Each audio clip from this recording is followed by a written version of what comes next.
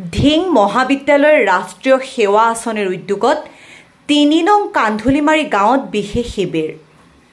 গুৱাহাটী বিশ্ববিদ্যালয়ৰ ৰাষ্ট্ৰীয় সেৱা আঁচনি গোটৰ অধীনস্থ ধিং মহাবিদ্যালয় ৰাষ্ট্ৰীয় সেৱা আঁচনিৰ উদ্যোগত শনিবাৰৰ পৰা ৭ দিনীয়াকৈ অনুষ্ঠিত হৈছে বিশেষ শিবিৰ। ধিং মহাবিদ্যালয়ৰ দ্বাৰা প্ৰতিপালিত ৩ নং কান্ধুলিমাৰী গাঁওস্থিত শ্বহীদ লোহিত দাস স্মৃতি ক্ষেত্ৰত আৰম্ভ হৈছে এই বিশেষ শিবিৰ।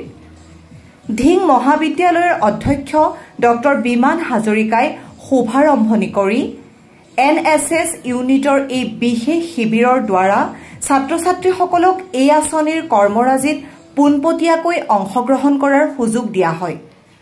উক্ত শিবিৰৰ বিষয়বস্তু হৈছে ছাত্ৰ ছাত্ৰীসকলক উৎসাহিত কৰা, তেওঁলোকৰ বাবে কাৰ্যসূচী নিৰ্ধাৰণ কৰা আৰু তেওঁলোকৰ কামৰ বাবে সহযোগিতা আগবঢ়োৱা, যাতে ভৱিষ্যত জীৱনত তেওঁলোক আগুৱাই যাব পাৰে বুলি মন্তব্য কৰে।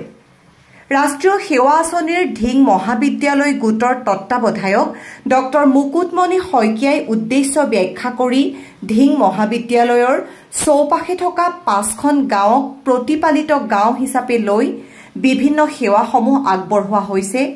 বিশেষকৈ এই প্ৰতিপালিত গাঁওসমূহৰ আৰ্থসামাজিক পিয়ল সম্পন্ন কৰাৰ উপৰিও স্বাস্থ্যসেৱা, শিশুৰ পৰিপুষ্টি, অনাময় সজাগতা, দুখীয়া পৰিয়ালক বস্ত্ৰ বিতৰণ আদি বিভিন্ন কাৰ্যসূচীৰে সহায় আগবঢ়োৱা হৈছে বুলি ভাষণ প্ৰসংগত উল্লেখ কৰে।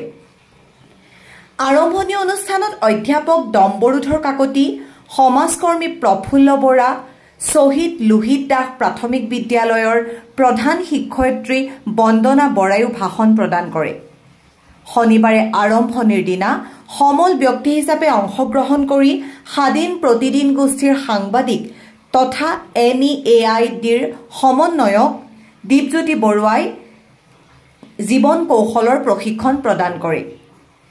বৰুৱাই আত্মসচেতনতা, সহানুভূতি, জটিল চিন্তা, সৃজনীশীল চিন্তা, সিদ্ধান্তকৰণ, আন্তঃব্যক্তিক সম্বন্ধ, দক্ষতাপূৰ্ণ যোগাযোগ, আবেগ নিয়ন্ত্ৰণ, দুঃচিন্তা নিয়ন্ত্ৰণ এই 10টা জীৱন কৌশলৰ বিষয়ে কাৰ্যকলাপ, খেল আৰু বক্তৃতাৰ মাজেৰে বিশ্লেষণ কৰে।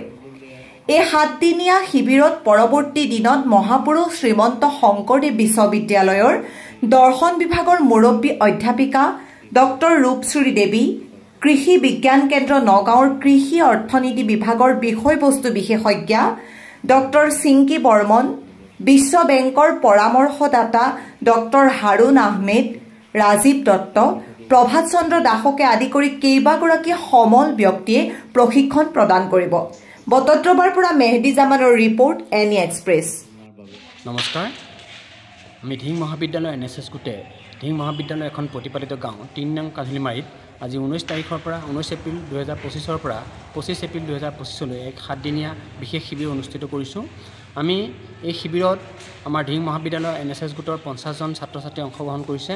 তাৰোপৰিও এই অঞ্চলৰ যিখন প্ৰাথমিক বিদ্যালয় আছে সেই প্ৰাথমিক বিদ্যালয়ৰ কণ শিশুসকলে অংশগ্ৰহণ কৰিছে আৰু গাঁওবাসীয়ে অংশগ্ৰহণ কৰিবলগীয়া এই শিবিৰটিত আমি অহা দিনবিলাকৰ ভিতৰত আমি বিভিন্ন ধৰণৰ ইয়াত অনুষ্ঠান সম্পন্ন কৰিম। আমি এই গাঁওখনৰ এক পিয়ল আমি ইয়াত কৰিম।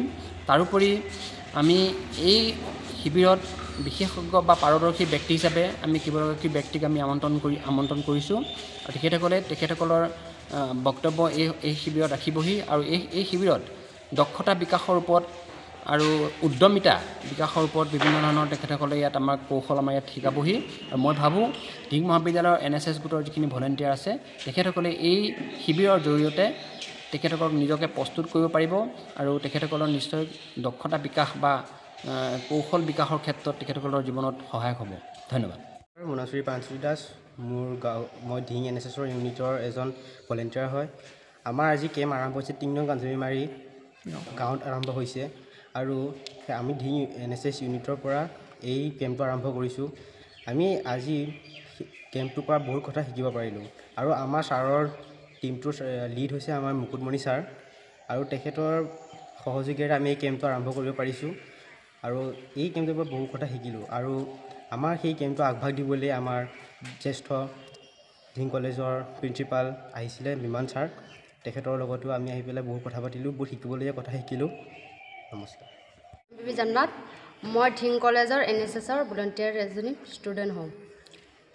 আৰু এইটো কেম্প আমি 3 নং কান্দুলিমাৰী আজিৰ পৰা আৰম্ভ হৈছে। চ' আমি কেম্পত বহুত কথা শিকিব পাৰিছোঁ। 19 তাৰিখলৈকে অহা এপ্ৰিল 25 তাৰিখলৈকে কেম্প চলি থাকিব। ধন্যবাদ।